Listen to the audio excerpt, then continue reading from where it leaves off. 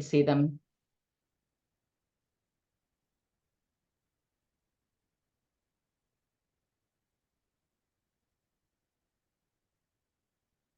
I'm gonna go lock my door. Okay.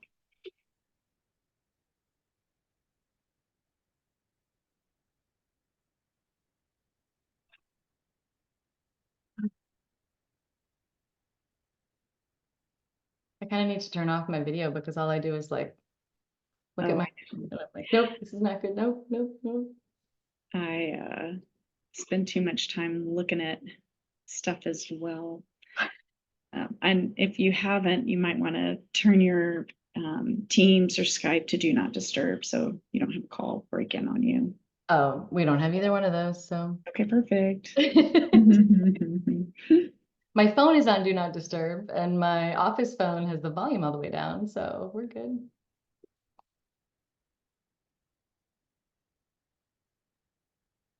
All right, I know everybody is, hey, Richard, everybody is slowly tuning in. You can chit chat with one another in the chat. I'm going to give, since we had quite a few sign up, we never know how many people are actually going to join us real time, but I'll give maybe another minute so that everybody can get logged in. So Say Shayna, hey, say where you're from, all the fun stuff. say your favorite Taylor Swift song, obviously, Yes. right? Yes. Or if you don't have a favorite song, not everybody is a Swiftie, and that's okay, but you probably have a favorite Taylor Swift GIF, and you can tell us what that is.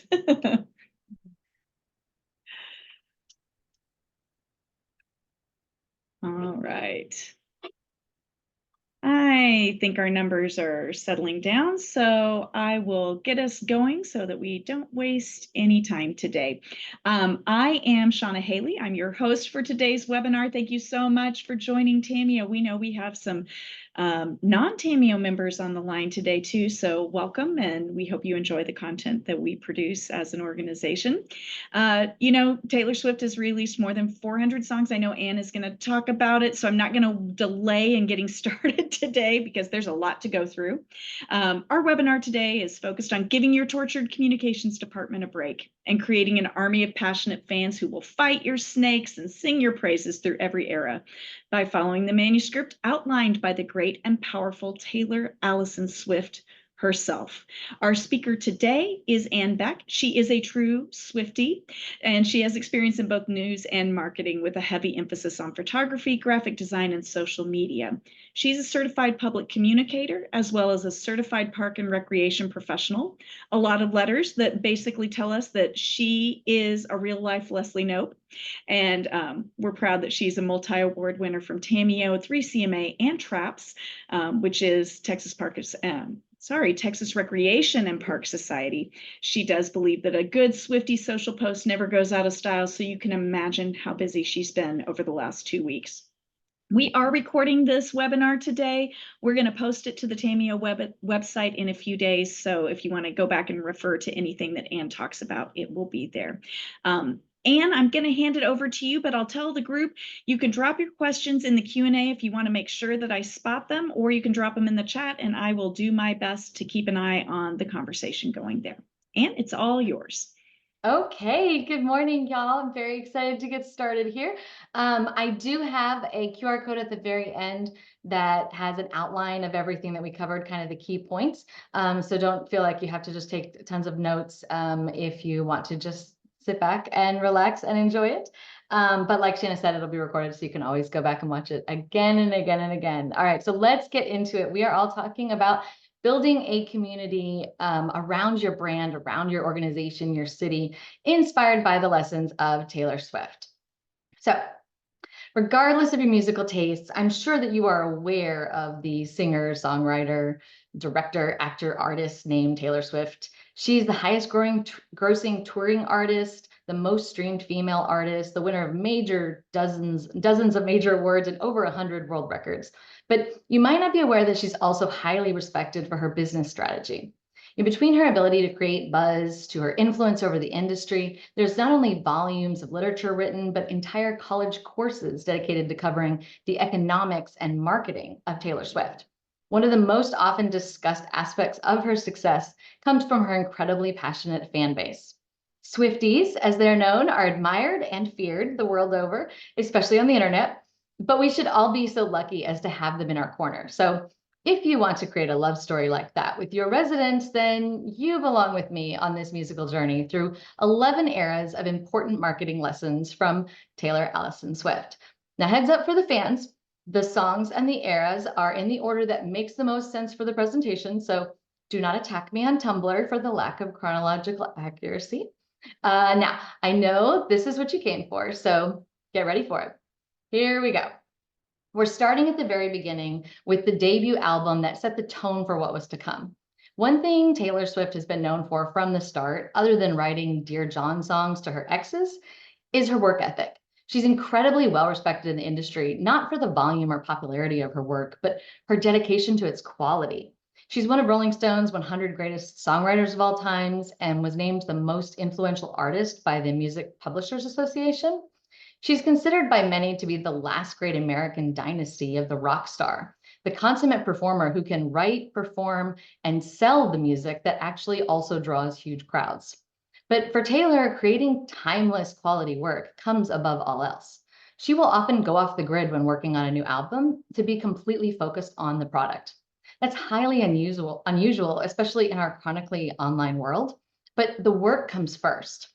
She prepared for the mind-bogglingly involved Eras tour by singing her songs on the treadmill over and over until she had the stamina to keep the energy up for the entire 3.5 hour set. She knows her most loyal and passionate fans would rather wait for her quality, and they're not impressed by filler. She takes her time to develop the alchemy, and it shows. It also helps her earn respect and admiration from fans and critics alike. The work hits different when it had a lot of effort and intention behind it, not just because of the quality, but because she makes a point to show how hard she works and cares. She accepted an honorary doctorate from NYU and said, "I'm a big advocate for not hiding your enthusiasm for things. Never be ashamed of trying. Effortlessness is a myth." Now, this is something that we can take to heart in our own operations. If you want people to care, you have to care first, and they have to see it in the quality of your work. Half-hearted performances don't get screaming fans, and subpar city services don't get rave reviews. So you shouldn't tolerate it. Before you sign off on anything, from a flyer design to a social post, you want to make sure that it's something that every single person on your team would be proud to say is mine. It might take you more than a fortnight to get it right, but don't your residents deserve the best? It's also important to show that you're putting in the work. Share the stories of your superstar staff going above and beyond. Even just showcasing different jobs at work will help your residents see how much work goes into providing those top quality programs and services that aren't just great when they open, but stay beautiful thanks to years of careful attention. And that's when you'll earn their appreciation and start really building that Swiftie loyalty. Our newest era Tortured Post Department is raw, emotional, and real. And that's the lesson that we learned from it. You have to be real to be relatable. Just because you have high standards doesn't mean you should sit on a throne. The last thing you want to do is create an illusion of perfection just to watch your castles crumbling when something that's completely out of your hands inevitably goes awry. Actually, it's far more valuable to let your audience in. Let them see the real you, imperfections and all. The only artist that's on the same level as Taylor right now, whether for fame or success or industry respect, is Beyonce. And you could make the argument and make the case for which one is the bigger or more important artist, and either argument you make would really be correct. But there's a huge difference in how the two are seen and treated, even by their most passionate fans. Beyonce is on a pedestal. She is loved, beloved, worshipped even. It's almost like she walks on holy ground and that her very presence was foretold in the prophecy. But you can't really picture her eating cereal on the couch. If you ran into Beyonce on the street, you'd probably whisper and freeze and awe and shock. It's a reverential relationship. Taylor, on the other hand, from the very first night, has seemed like one of the most relatable billionaires to ever walk the earth. She doesn't just feel like someone you could pour your heart out to, but like someone who wants to hear it and would give you a hug at the end. It's her raw and honest personal storytelling that she shares in her work that's broken down those walls and let people in, that created a fan base that's not just passionate about her, but feels comfortable with her. And while we'd all like to be the Beyonce of city government, what our residents need more than a Beyonce is a bestie, right? They need to feel like they know you. They need to feel safe and sound with you, enough to share when something goes wrong and they need help. And like you actually care when something goes well and you want to celebrate with them. Rather than governing from the outside or from behind a curtain like the great and powerful Oz, you have to put your face and the faces of your team front and center. You want to let your experts speak on the important issues, get them in the community, making introductions, hopefully making friends. Get them out there communicating, building relationships when times are good, so that residents feel like they have someone and something to turn to when times are bad. You have to be authentic and personal with them if you want them to do the same with you. Being real with your audience also means recognizing your own weaknesses and acknowledging when you are your own anti-hero. It's the honesty that makes a difference, that makes you truly relatable. And the confidence to be willing to admit these faults makes you earn their respect. Taylor is the first to talk about being a weird cat lady or post embarrassing photos. It's not about having a perfectly polished image. It's about being real. Don't you all have a few quirks and flaws you'd like to ignore? But instead, try putting it front and center, like sharing outtakes of videos or acknowledging a misspelling on the front page of 10,000 already printed newsletters. Yeah, we've been there, right? It can also just be leaning into something that's silly in our world, like our friends in Pflugerville do with the spelling of their name, or in Mansfield, we have a completely bizarre pickle parade, but go with it, right? Be authentic, not forced, but real. Up next, reputation. And reputation is exactly what you think it's going to be, knowing who you are. Because before you jump, then fall down the rabbit hole of embracing all your quirks, you need to clearly define the big picture. Who are you as a city? Having a distinct style is crucial to keeping your fans loyal. They will be willing and excited to grow with you as long as you remain true to your core values and identity. Now, this isn't something that you can copy from another city or generate via AI. It needs to be created by your organization, your people, your community, because it needs to reflect your organization. If you don't have a clear picture of who you are and what your reputation is or should be, then how can you expect anyone else to understand it either? And if they don't know who you are, then how do they know if they want to follow you? Every community's brand will be completely different, from Coney Island and Carolina to Paris and even Florida. If you don't have a mission and vision statement, but have been thinking about working on it, I wish you would. It is so important to get everyone on the same page as far as what you believe in, what you're working for, and what matters and who you are. Once you've defined that reputation, run every decision you make through that filter, whether it's a TikTok or a manuscript. Taylor once shared some advice to a fan struggling with confidence that was pretty simple. If they don't like you for being yourself, be yourself even more. She understands that it's only by really leaning in and accepting ourselves as a whole picture and living that truth completely can we ever really feel confident or gain anyone's trust. It's also about embracing that duality.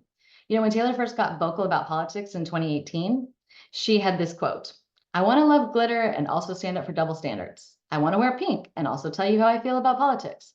I don't think those two things have to cancel each other out." That's an area a lot of celebrities stay away from for fear of offending someone or losing fans, but she was proud to take a stand, and her fans responded with deeper respect for her conviction, even the ones that didn't agree with her take. One Instagram post by Taylor was credited with getting 65,000 people to register to vote, because she was encouraging fans to be all parts of themselves, girly and fun, but also educated and involved. Too often we worry about creating a niche and think we have to have a brand identity to be known for the one thing. But your brand or style isn't one thing you do. No more than who you are as a person is your job or your hobby or your family. It's all of that together. So we need to embrace all parts of our cities, all departments, all neighborhoods, all cultures, all residents. Your reputation is also what you care about, what you believe in, and your approach to things. When Taylor got involved in politics, she didn't suddenly become serious and angry. She did it with glitter and fun because she knows who she is. And altogether, this definition will help you find a place in this world for your organization and how you fit into the larger community, which will help your fans know that they belong with you too. Up next is fearless, which obviously is all about taking risks. Constantly pushing the creative boundaries to keep fans enchanted is the secret to Taylor's success. Fan bases like Swifties don't develop around groups that maintain the status quo. It's also what's helped her continue adding fans over the years, many of whom were not even alive when her first album debuted. None of us can survive off of our first big win, our original group of cheerleaders, no matter how passionate they start out. If you want a consistent supply of groupies, you've got to be fearless in your operations. Make no mistake, having a clear identity doesn't mean you should be pigeonholed into one look or one lane. If you want to have an impact and excite fans, you should be constantly looking for multiple paths of connection and expression. Your brand can be bigger than the whole sky, with programs, amenities, events, and services that reach in multiple directions and serve a wide range of people. Taylor branched out from music to films, art, and a number of other avenues that increase her exposure to new audience while giving her the freedom to let those creative sparks fly and stay energized. She's worked with cutting edge producers from every genre of music to keep developing new sounds. If you're not quite fearless yet when it comes to trying something new, start with what already works and branch out from there. She got into acting and directing by making her music videos longer, approaching it as if this was a movie. And that gave her the creative freedom to do something more, try something new, and keep her fans excited to see what was next. So, do you have a thriving program or campaign you can expand upon? If your Citizens Academy books up every time you host it, can you add more sections or offer a virtual version? Or create subsets of the program for different user groups, like one focused just on teens or seniors, and really tailor the content, pun intended, to those groups. Even better, you can take something that works but is just kind of blah and push yourself to do more. Rather than hosting a boring public meeting, make it a party, right? Theme it around something that's happening in your city or holiday, even the silly holidays. You could National Donut Day would be a great opportunity to ask residents a whole lot of questions, but enjoy some sprinkled sweetness in between.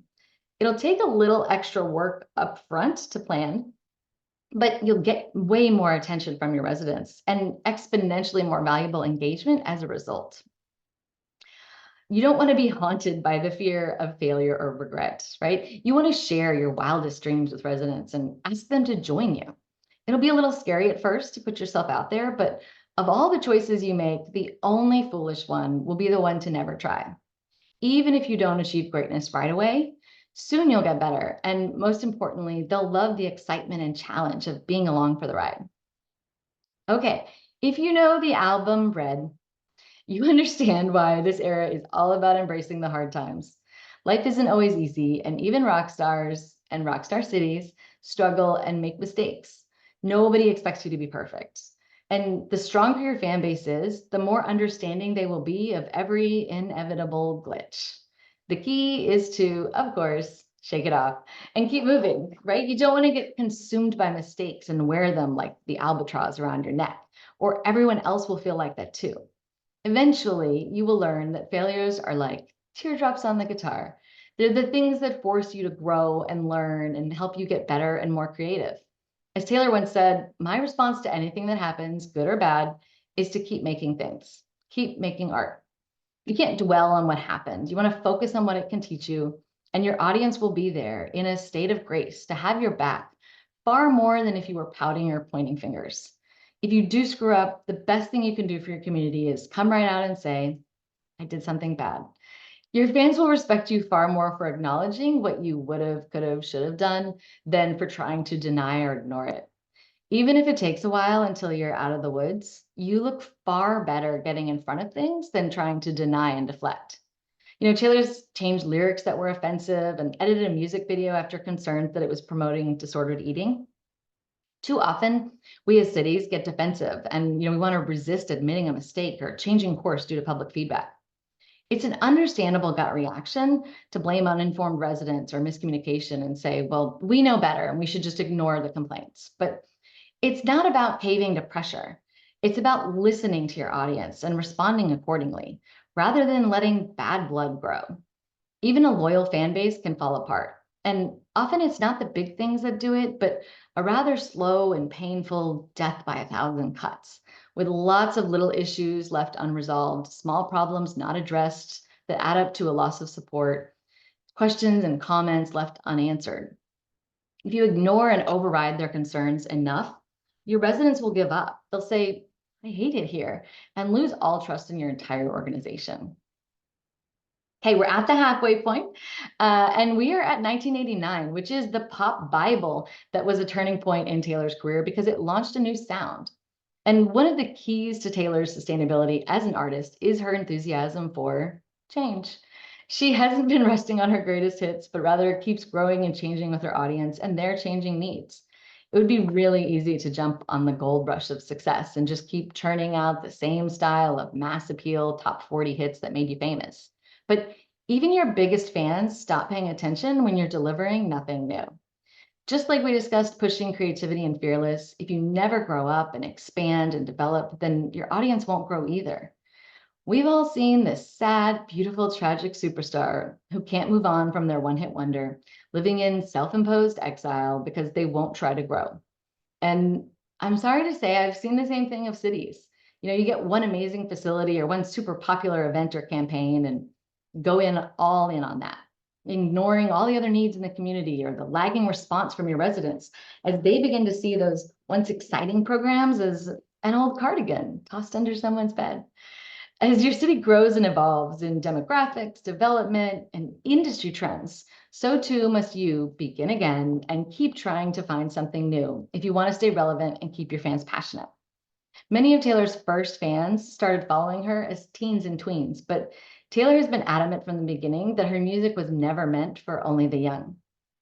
One important note, though, is that it's always been an evolution and not a revolution. She's not Madonna completely reinventing herself into an almost unrecognizable new person altogether, but it's a gradual shift from country to slightly pop, then slightly alternative, and so on. That carefully measured change keeps things from being too jarring or off-putting. So it's not like you buy the latest album from your favorite artist and suddenly everything has changed. It's more in line with how people themselves grow, slowly and in phases. Taylor was once asked about that changing style, and she said, I never wanted to tear my house down because I built this house. It's a great reminder that any sort of change or update needs to stay true to the foundation that you've already built. If you tear it completely down, it's not just confusing, but it's a slap in the face of your most loyal fans. You're telling them that they're wrong and criticizing, even if it's inadvertently, something that they love. It's a guaranteed way to alienate your squad and keep them from ever giving something new a chance. But by evolving her style, she's giving them reasons to come back and be here with her as they all grow up together. There's no question when Taylor says me that anyone knows what she means, even though that has meant different things over the years. And that's what we all want, right? Is that same well-defined recognition for our city and our brand. So if you've got a major change coming, maybe a new website or a logo, or even a change in how you pick up trash or operate council meetings, try to roll it out in phases. Share the details as the transition happens to build excitement and help residents feel like they're on the journey with you, like they're part of the process, so they're not shocked by the sudden upheaval. Also, avoid speaking negatively about the old way because it's guaranteed to alienate the people who preferred that. Instead, you want to form a bridge, also a Taylor pun, if you know, you know, connecting the two phases and talk about what this new chapter means while still honoring the old. Okay, Speak Now is all about doing exactly that, speaking up for yourself and your fans. So having a loyal group of followers means you have to be a leader. It means understanding that two is better than one and many is better than two. So forming that mutually beneficial relationship where you stand up for yourself and your fans will help those powerful bonds really stick. Taylor famously took all of her music off of Spotify a few years ago, right before the release of a new album, until they changed their contracts to give smaller artists better pay. So she doesn't need the money, and it didn't really do anything for her, but she used her pull as a top artist to advocate for real change in the industry. That selfless act didn't benefit her, but it also didn't benefit her audience, but it did earn her a ton of respect, both in the industry and with her fans, and reinforced their support and admiration for her. So how can you advocate for your residents? I would guess you're probably already doing it, but are you telling them that you're doing it? Do your city leaders ever knock on the other side of the door, working at the county or state level to fight for tax relief or zoning cases, causes that will greatly benefit your community? Share that, explain it, let residents know you have your back, right? We're fighting for you. If there's a neighboring city that's struggling with a disaster or a tragedy, rally your people to step in, whether it's sending over staff or assisting on a campaign that the whole public can get involved in. And then share that good news. Give residents something to be proud to be part of. No matter how it feels sometimes, you're not on your own, kid. And that's why it's important to stand up for your team as well. Taylor gave over $50 million in bonuses to the crew working on her tour. That cold hard cash also came with personal handwritten notes of gratitude. So, does treating your staff well impact the experience that residents receive? Absolutely. Happy employees are more engaged, more caring, and more committed to the organization and its goals, which will show in every aspect of the service that they provide. Your residents, in turn, will see how you treat employees and respond with that respect. We all want to be associated with a group or a leader who's kind and generous, and modeling that for residents will give them one more reason to be your biggest fan.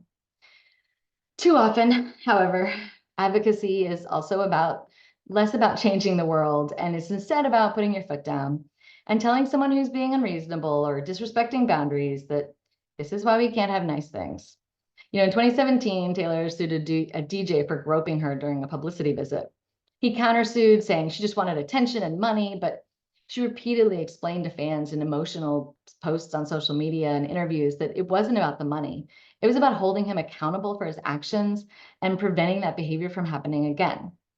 And of course, she won, earning every penny of the $1 that she asked for, and then promptly made a huge donation to a local foundation for sexual assault survivors. She had to be the bad guy to fight for the principle of the matter and make her boundaries clear. No one wants to be mean and battle a resident violating a zoning ordinance or causing a scene at a public meeting, but odds are, if you stay calm, breathe, and clearly communicate the process, both with the offending party and especially with your fans, they'll understand and support you and even have your back and fight for you when the issue arises again. Just because you're not sorry for having to step in doesn't mean you don't want to keep the peace with your residents, and you need to act accordingly. Just like how Taylor outlined the facts of her case each time to her fans, we can do the same. And if we can do that, explain to residents how banning confetti in your parks isn't because you want to ruin the party and just keep everything perfectly clean, but because it'll kill wildlife and wreak havoc on our waterways. So we'll earn their respect and increase loyalty and get them to join the squad and advocate on our behalf. It's equally important to know when you can't speak up anymore. You can't speak now. You can't stand up because relationships sometimes just isn't salvageable. You have to walk away from a vendor or a partner organization and tell them point blank, we are never, ever getting back together. We all want to be flexible and build those bridges, but at some point the bridges catch fire and you have to put it out before it spreads. A bad relationship or failed project isn't just a frustrating waste of time, but it reflects badly on your organization. It feels out of brand, and it'll cost you trust from the public who expects better from you. Taylor attempted a reconciliation with Kanye after the infamous VMA incident, but was burned again in 2021 when he used her image in a video without permission. The back and forth was ugly, to say the least, and it was a bad look for everyone involved, Taylor included. Fans don't want to be embroiled in a controversy and forced to pick sides and hear debates. Sometimes the best thing you can do is rise above, even when you're right, and be the adult who walks away. Right? We've all had an unhappy customer, someone who's just being unreasonable or loud for no reason. It's tempting to stoop to their level, but you have to stay focused on your goal. Taking the high road and succeeding is far better than revenge for yourself, your team, and especially for your standing with your fan base, who will just get turned off by the messy drama. Remember your reputation, speak up to protect it for the sake of your brand, and more importantly, your fans. Folklore is an album of stories. And as communicators, we know that the best stories start with listening, right? And that's where the best connections start too. How you get the girl and boy to be your biggest fan is pretty simple. It's human nature to want to be included, right? To be part of something that's bigger than yourself. Your residents want to feel like part of something and connected to you, but first they need to feel heard. At the most basic level, it's communication, but I'm not saying just run home and speak now. Talking just for the sake of saying something essentially says nothing. The best communication starts with listening, so you know who to respond to and what they want and what they need to hear. Ask them, Tell me why you like this or don't, and what do you need from us? Ask them, what can we do to make this city your wonderland? People appreciate it when it feels like you are actually listening. And when you get those answers, you want to be sure and identify the needs and desires and reflect them back to them like a mirror ball, shining in every direction and showing them, I can see you and I've heard your concerns and understand. This can be as simple as a few words thrown into a social post. Rather than just saying, hey, this road is under construction, you can say, you told us that roads are your highest priority, so we're fixing 10 potholes a week until they're all done. Remind them that they aren't invisible. To the contrary, your city and its services are designed by them for them, which will help them feel like they're part of the process. The key is not just listening and solving the problem, but saying, look what you made me do, connecting the dots between what they said and what happened as a result. This takes personalized, direct communication. Taylor famously lurks on Tumblr and Instagram, commenting on fans' posts, even when they have nothing to do with her. She's been known to leave inspiring messages, respond to jokes, and even leave hints about future work. It's random and chaotic, but that's what makes it feel so real. And yes, this is the same thing that you should be doing on your feeds. Always keep your eyes open. Scan locations to see posts tagged at your parks and facilities, and at the very least, like them. But when you can, comment with something personal, not just thanks for visiting, but wow, that's an impressive run. Or hey, if you like coffee, you should check out the shops we have downtown.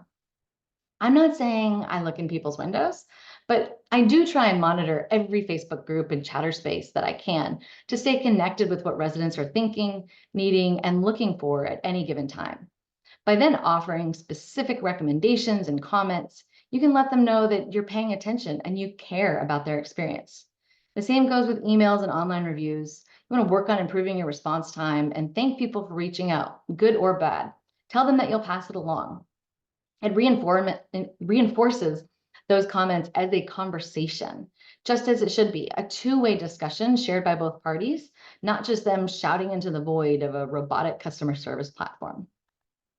Okay, as to be expected, the lover era is all about living in that lavender haze with your residents and really showing how much you care.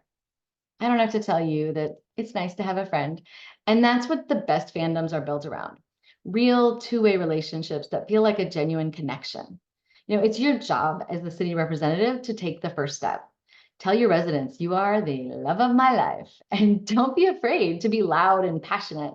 You want to shower them with happiness and sweet nothings, even if you don't believe it at first, and especially if it isn't reciprocated. It is your duty as the face of the city to set the tone, and that tone should be bejeweled with sunshine and rainbows, even if you have to keep it tied together with a smile until it's truly ingrained in your mindset. You have to sing the praises of your fans on a regular basis. Tell them you are in love with them, how gorgeous they are, and how much you appreciate them. If you can feature regular users and residents in your social content, or even better, invite them to participate in a planned photo and video shoot or surveys and focus groups. Let them know you care about them and their opinion. Showing real residents' faces and words in your promotions and your social feeds also shows other people what they're missing out on by not being a part of your community. They'll see you saying, hey, we were happy, and they'll want to be part of that fun too. Joy is contagious. It's human nature, right? We all want to be part of a winning team and respond well to positive, feel-good news and happy photos. An honest, local, relatable feel-good story is sweeter than fiction and an excellent way to get your fans to love you back. If you have a major event, an award, a grand opening, or just the best day for any random reason, talk about it, right? Post it on your feeds. Tell everyone why today was a fairy tale and thank them for being a part of it. That extra reminder for the ones who were there will reinforce their commitment and elicit jealousy in the ones who weren't. It tells everyone that they should be paying attention or they'll miss out. When users feel like they have that relationship with you, they have more buy-in, more ownership, and they're more committed to your overall success. One important way to build that is through exclusive experiences for your top fans. Maybe an after-hours New Year's Day event at the rec center for only the most active members, or a t-shirt for anyone who attends a public meeting, or invitation-only focus group for your most vocal renegade keyboard warriors to gather feedback, asking them to help you plan the future. Give them a sneak peek of a new city facility. Tell them, I know places you'll want to see, and I want you to see it before anyone else. If you make it clear that they've earned the bonus, they'll value it more, and that'll help motivate the lukewarm fans to want to be more than just friends. It doesn't have to be as complex as a private event. If you've seen the Eras Tour or the Eras Tour film, you might have noticed the interactive stage, the LED screens, and the lighted wristbands. Those were all designed specifically to ensure that every guest, no matter how terrible their seats, had an incredible night and felt like a part of the show. So, what can you do within your own city services to really personalize the residents' experience, or at least give a little extra attention to the entire process? What kind of message are your city services and communications efforts sending, especially to those residents in the nosebleed seats, right? Do they say, I can see you and I care? Or do they say, I forgot you existed? Yeah, a little attention can go a long way to improving both the process and in turn your relationship. These private events are the hallmarks of one of the hallmarks, excuse me, of Taylor's relationship with her Swifties. She's been holding super exclusive, invite only listening parties before the launch of albums for years, and it's one of the most coveted fan prizes of all time. It's also worth noting that they've yet to have a single song leak from these events. If she is Willy Wonka, all those invited guests are Charlie, the diehard loyal and unwilling to put their selfish desires in front of a personal gain for their hero. And that's the kind of loyalty that we're talking about growing. Customers, guests, visitors, to create a solid fan base of loyal, committed, diehard fans that you want, you have to think of them like so much more than that. Call it what you want. They need to be treated like besties. Again, so much of this comes down to how you phrase things. Don't tell them the story of your community's history. You want to tell them the story of us, right? It's our shared history. It doesn't have to be elaborate. As Taylor famously said in one of her first big hits, our song isn't a soaring emotional ballad. It's a slamming screen door because it's in those intimate shared moments that you really build a deep relationship. Okay. The Midnight's Era is one of my favorites, and Taylor Swift fans know all too well what I'm talking about. Right? She's become a legendary mastermind at puzzles, games, messages in a bottle, and secret codes embedded in a blank space in the background of an Instagram post. Of course, I'm talking about the Easter eggs that Taylor leaves in a complicated labyrinth for fans to unravel as they wait for new music. Sometimes it's the color of her dress.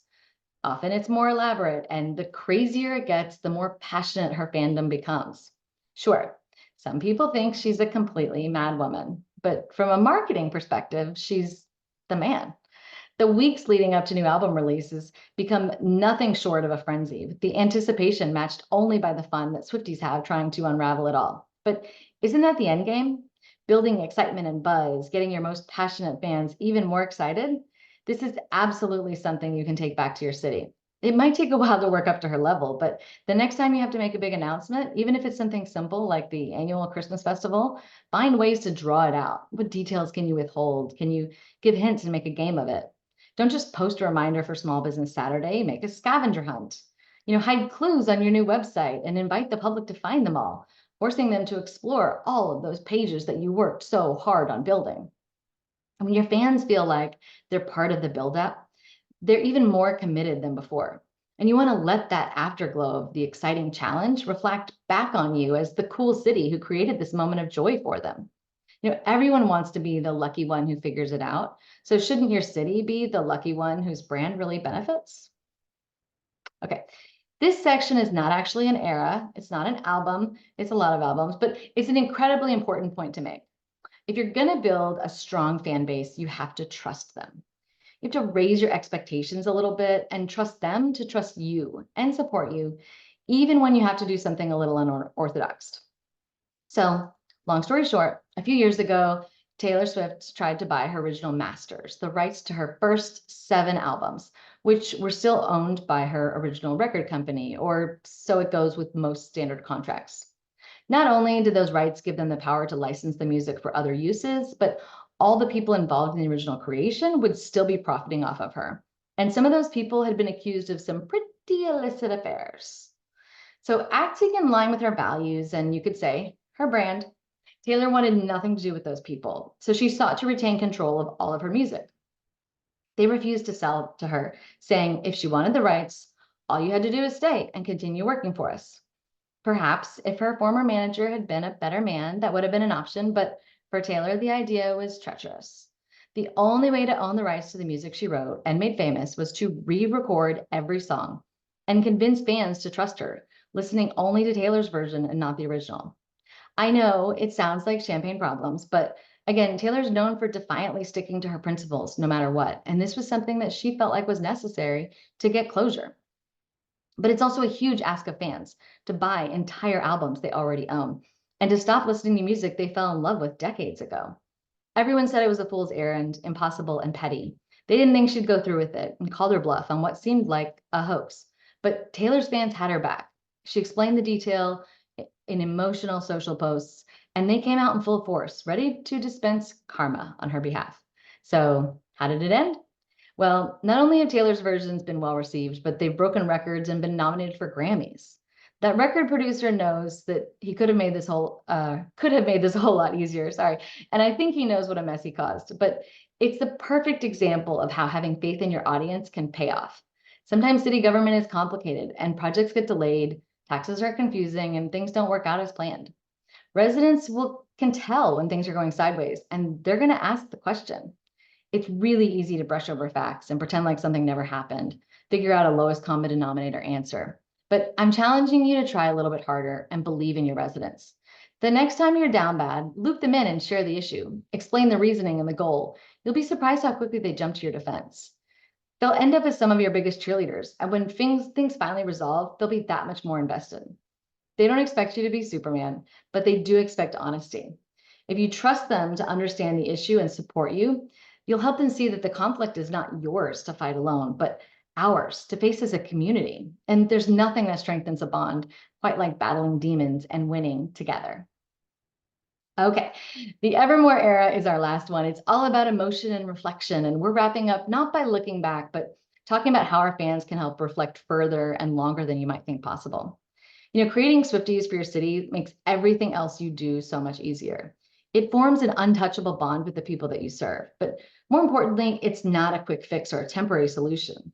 When cultivated and nurtured, it can last evermore. Building a following isn't easy, but it's worth it. Your strongest supporters don't need flashy programs and services. They're happy with paper rings and simple things, right? It's the emotion behind the action that they connect to.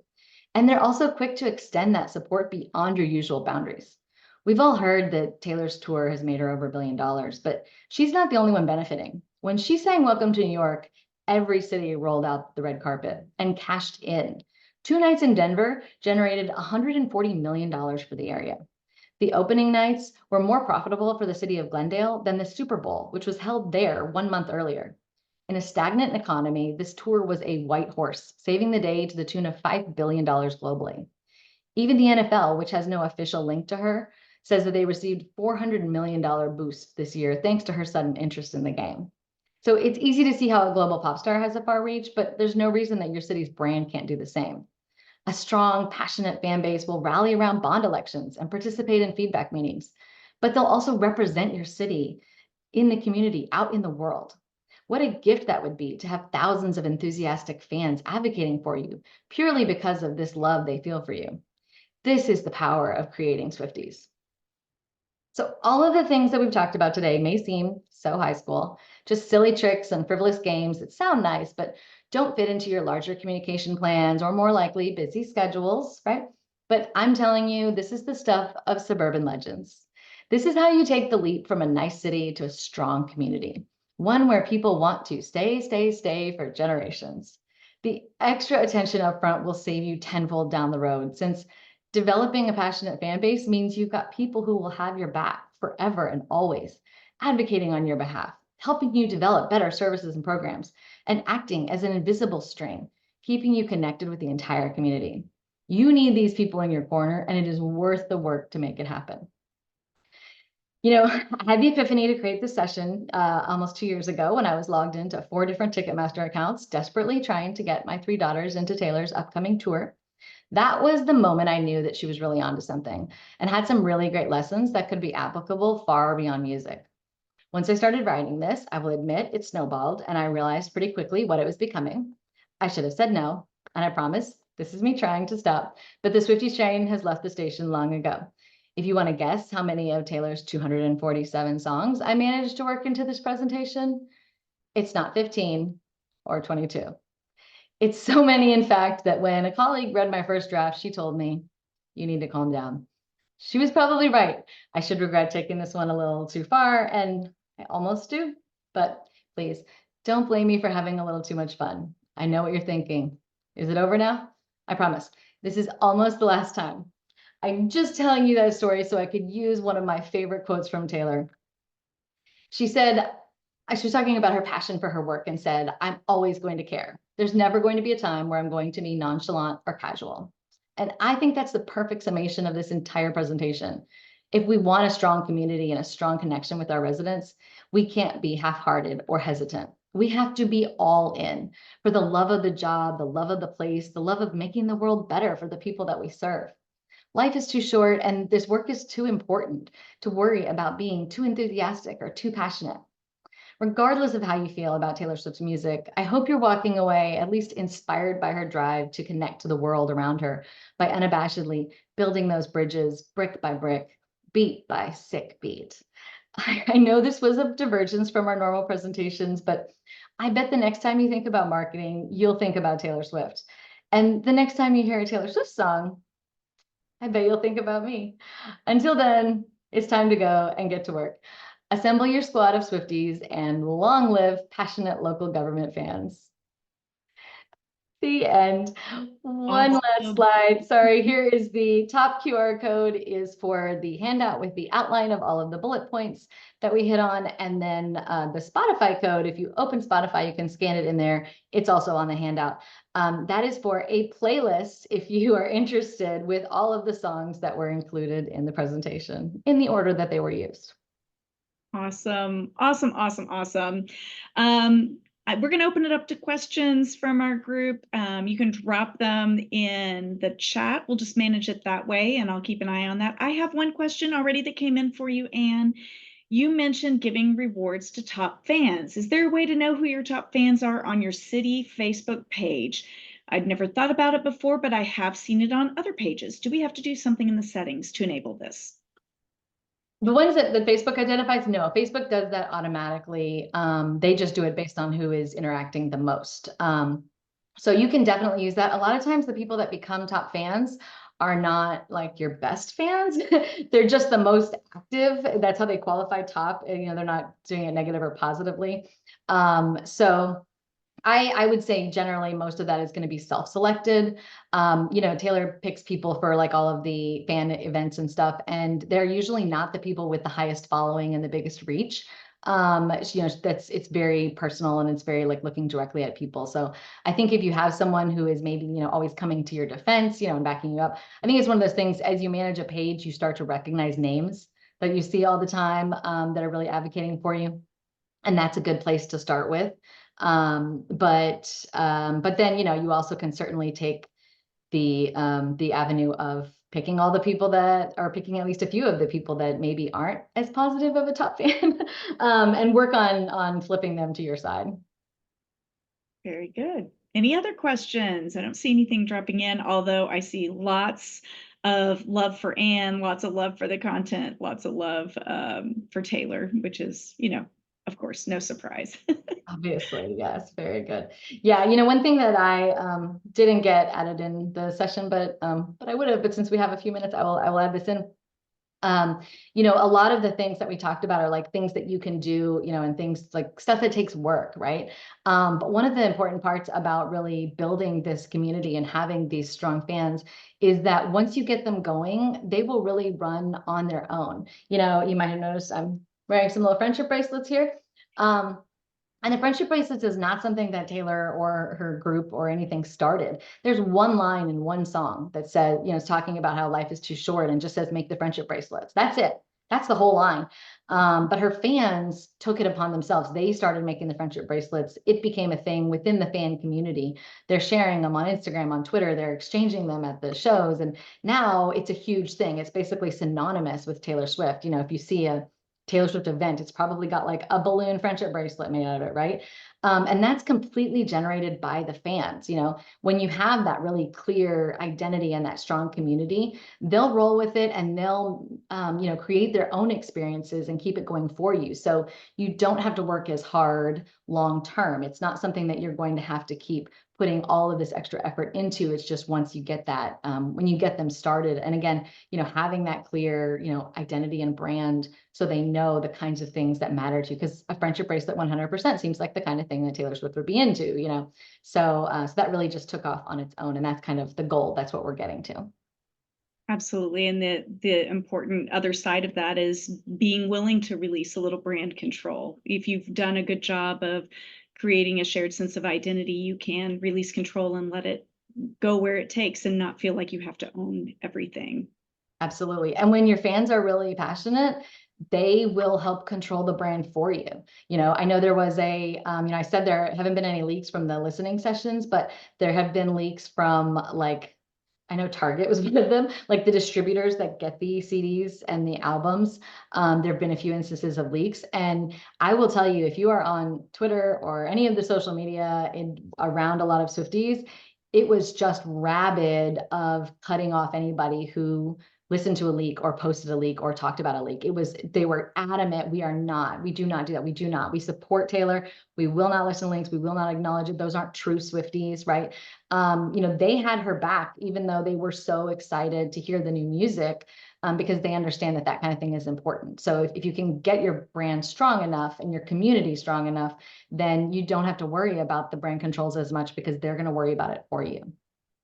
Awesome. Awesome. Well, I don't see any other questions coming in, and this has been a super fun day. I do want to tell everyone, just remember, if you had a time going through all of those songs and you want to go back and refresh your memory or be re-inspired, we're going to post this session in the Tameo website here fairly soon. Go ahead and mark your calendars now. May 22nd will be our next webinar. We're going to explore ways to get better at connecting with unengaged communities. We have an incredible lineup of speakers to really help us with some of those stickier ones. And we're talking about language and age and all kinds of things. So that'll be a great webinar. Also, in case you're living under a rock, don't forget conference is coming first week of June. It is our 50th anniversary as Tameo, and you don't want to miss that conference. It's going to be fantastic. Early bird registration ends very soon, May 13th. So you want to go ahead and get registered. And we know that people are registering like crazy and booking hotels like crazy. So get on it. We want to see you down there, and the content will be amazing as well. Thank you all so much for joining us. We hope you have a great day, and may all the things, friendship bracelets, and sunshine and rainbows, all of the good things that Taylor brings to our lives be with you as you work on your communities. Thanks again. See you later. Bye, y'all. Bye.